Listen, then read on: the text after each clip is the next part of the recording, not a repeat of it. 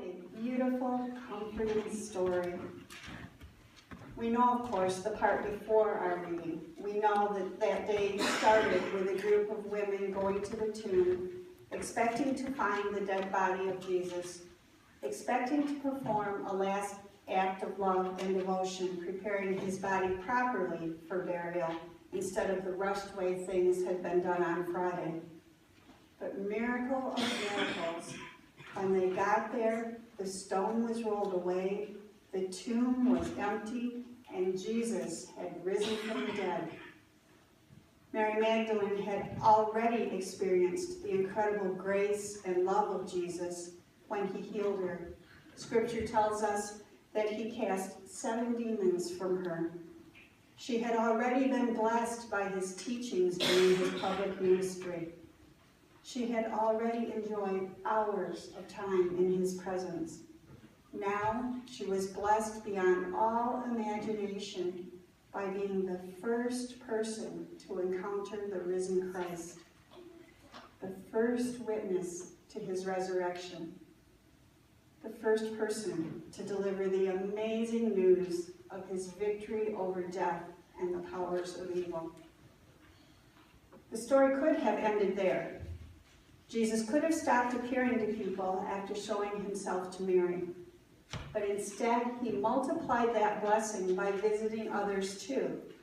He appeared in a locked room where many of his beloved had gathered, huddled together in their grief and their fear. And then again, a week later, when Thomas was with the others, Jesus presented himself so that Thomas could have the same experience of the resurrection as the others had. Because each individual that had an encounter with risen Jesus was so precious to Jesus that he personally gave them the blessing of seeing him again. We don't know how many times or in how many places Jesus appeared to people in those first days after he arose. We have a story of him walking with people to Emmaus. We have a story of him appearing on the shore, fixing breakfast for the disciples as they finished a long night of fishing. But we don't know whether there were other encounters. I think there probably must have been. I think what we have recorded in our Gospels is only the bare essentials of information. John tells us in our reading today that only some of the signs of Jesus got recorded, just enough so that we could come to believe in Jesus. The final verse in John's Gospel says that there are also many other things that Jesus did. If every one of them were written down, I suppose that the world itself could not contain the books that would be written. Imagine, the world itself could not contain all the books it would take to record the amazing things Jesus did in just a very brief public ministry. Depending on which gospel account we read, a ministry that only spanned 1 to 3 years was so filled with teachings and healings and miracles and signs that the world couldn't contain the books it'd take to record everything. But the story doesn't even end there. Jesus didn't stop doing miracles after he appeared a couple of times to his disciples. He didn't stop healing and teaching and encouraging and challenging and offering grace and unconditional love and a welcome that exceeds our best dreams. None of the gospel accounts end with the end, because this is the never-ending story, and we are living participants in the unfolding of that story. We get to be part of the story of the amazing things Jesus continues to do among, with, and for his followers.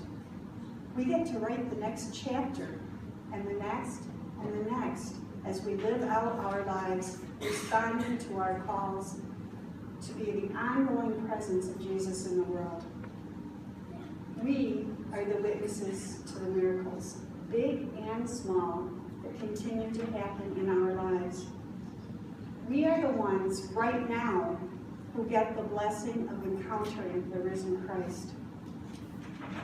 Sometimes those encounters are as startling as it must have been for Mary Magdalene at the tomb, or the disciples in the locked room, or for Thomas, whose doubts were eliminated.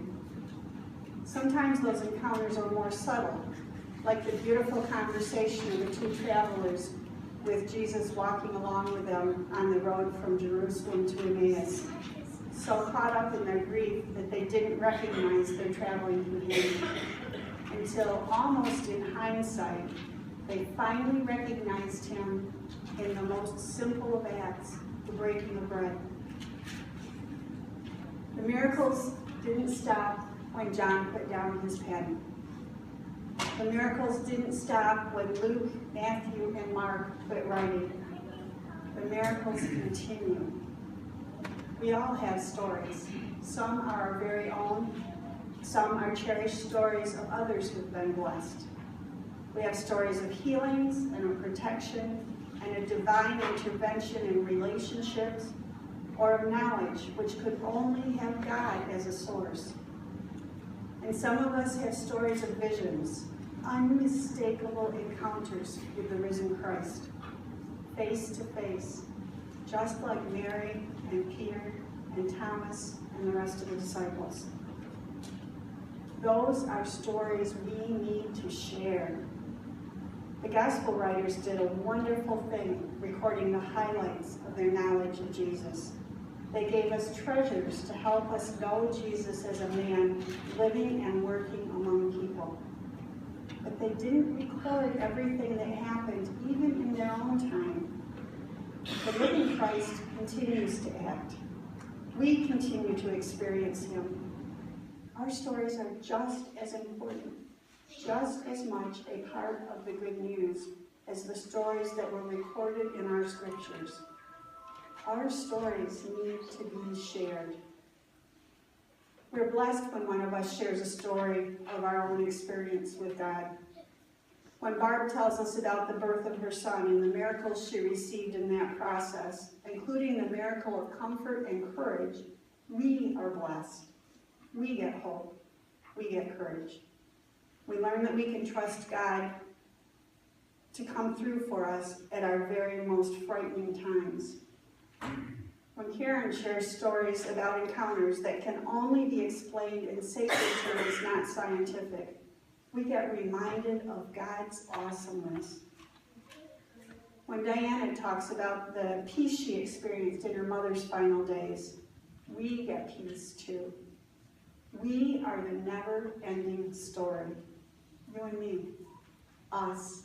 Together and individually, we continue to be part of the unfolding story of God's incredible love for creation. Each birth, each recovery from illness, each healed injury, each relationship that is restored following a conflict, each insight, each invention, each inspiring artwork or song or poem or even sentence. Last weekend was over the top amazing in this building. We had 2 worship experiences that made Easter come to life. We were blessed with incredible music, beautiful voices, and powerful dramatization. We were filled with Easter, all the way to the top and flowing over. We encountered the risen Christ. And I don't mean we saw Kelly portraying Jesus. I mean we felt the presence of Christ among us as we allowed ourselves to be moved by that experience, as we allowed our emotions to take us through the original Holy Week. People who saw that presentation for the first time were amazed. People who came back to see it again were blessed beyond their expectations again. It's a story that needs to be shared. Whether we're talking about that worship experience or whether we're sharing another story of an encounter with the divine, stories by their very nature require us to tell them. Just like books sitting on a shelf do nothing to impart wisdom or inspire, stories held inside, stories not told, don't fulfill their potential to transform lives. each time we retell one of our sacred stories, we are renewed ourselves in the telling, and we offer a gift to the listeners. We give them a chance to be part of that transformation. We share the love and hope and surprise and appreciation and forgiveness and grace, multiplying it with each retelling. It's the whole point of having scripture, isn't it? That each time we read or hear those stories, we're renewed. Each time we hear that Jesus said, "Peace be with you," our own peace is restored. When we imagine him breathing his spirit onto and into his disciples in that room, we imagine their fear melting, and ours melts away too. Our scriptures started out as oral stories for generations and generations and generations. The sacred stories were passed down from one person to another as they shared them out loud. Finally, they began to be recorded, and eventually were collected into what we now have as our Bible. But those stories weren't meant to be dust collectors, locked away in a book on a shelf or an end table. They're meant to be told. Our heritage as people of faith is a heritage of storytelling. The heroes of our faith have stories. Jesus taught using stories. We have stories. By living our lives, we continue to create new, great stories of God's intimate care for each of us every day. May we embrace our own stories, and may we share all of them. The very old stories of Scripture and the new stories of our own experiences with others, so that the never-ending story continues to grow and grow, richer with each new chapter, more powerful with each retelling. Amen.